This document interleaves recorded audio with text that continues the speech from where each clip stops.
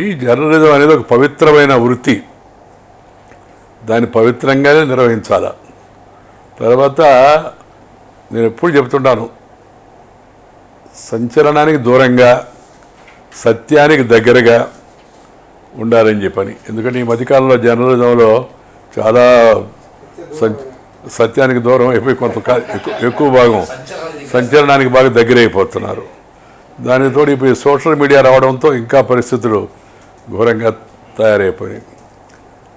Views వేరేగా ఉండాలా, news వేరేగా ఉండాలా. మన వ్యూస్ ఏమో ఎడిట్ పేజ్ లేదా పక్కన ఉండే ప్రత్యేక మన ఆర్టికల్స్ వాటికి పరిమితం చేయాలి. న్యూస్ ఏమో ఎక్కడికక్కడ దగ్గర. నేను చెప్తుంటాను, information with confirmation is more than an ammunition అని. ఇప్పుడు వస్తున్న వార్తలన్నీ నిజం కాదు. ఇప్పుడు వార్తలు మళ్ళీ వడబోసుకొని చూసుకోవాల్సిన పరిస్థితి వస్తుంది.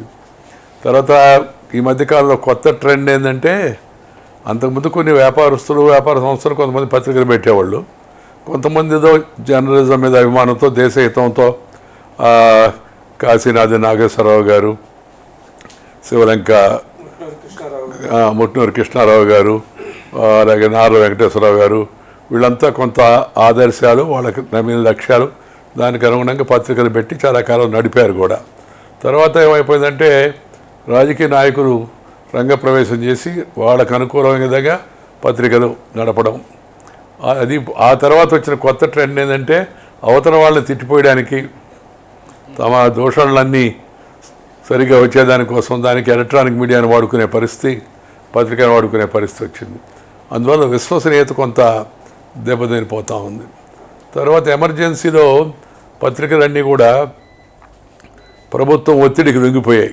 అప్పుడు ఒక రామనాథ్ గోయంకా గారు ఇండియన్ ఎక్స్ప్రెస్సు, అలాగే ఒక నిఖిల్ చక్రవర్తి అనుకుంటాను ఆయన ఒకడు మెయిన్ స్ట్రీమ్ అనే పేపరు, తర్వాత అక్కడి నుంచి మన సిఆర్ ఇరానీ స్టేట్స్మన్, వీళ్ళు తప్పితే మిగతా వాళ్ళందరూ. అందుకే అద్వానీ గారు అప్పుడు ఒక మాట అన్నారు, బాగా గుర్తుంది నాకు, అందరూ ఎప్పుడు గుర్తుంచుకో, మిమ్మల్ని ప్రభుత్వం కాస్త వంగమని చెప్తే మీరంతా సాష్టాంగ పడ్డారు అని చెప్పని.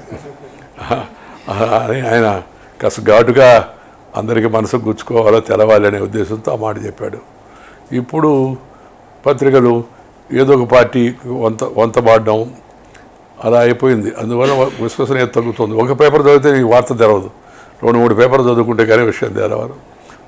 ఒక పేపర్లో బహిరంగ సభ, బ్రహ్మాండమైన బహిరంగ సభ అంటాడు, ఇంకో పేపర్లో ఫ్లాప్ అయిపోయింది సభ అని. ఆ మీటింగ్ మొదలుపెట్టక ముందు ఉంటాయి కదా కుర్చీలు ఖాళీగా, వాటిని చూపించడం, అలా లేకపోతే ఇంకెక్కడేమో సమావేశాలు ఒకటి తెచ్చి పెట్టడం పెట్ట. వీటన్నిటికీ దూరంగా ఈ జాతీయవాద జర్నలిజము, పత్రికలు ఇవన్నీ కూడా దేశం హితం దృష్టిలో పెట్టుకొని పనిచేయాలి. దేశంలో సమైక్యత పంపించే విధంగా, పెంపొందింపజేసే విధంగా పనిచేయాలి. సానుకూల దృక్పథం, నెగటివిటీ అంటే స్వాతంత్రం రాకముందంటే ప్రభుత్వానికి వ్యతిరేకంగా ఉద్యమాలు, ప్రభుత్వానికి వ్యతిరేకంగా ప్రజాభిప్రాయాన్ని కూడగట్టేవాళ్ళు. ఇవాళ ప్రభుత్వం ఎన్డీఏ ప్రభుత్వం, కాంగ్రెస్ ప్రభుత్వాన్ని కాదు, ప్రభుత్వం మన దేశం, మనం ఎన్నుకున్న ప్రభుత్వం మన దేశం. అది దేశానికి హాని కలిగించేట ఎలాంటి వార్తలను ప్రోత్సహించకూడదు.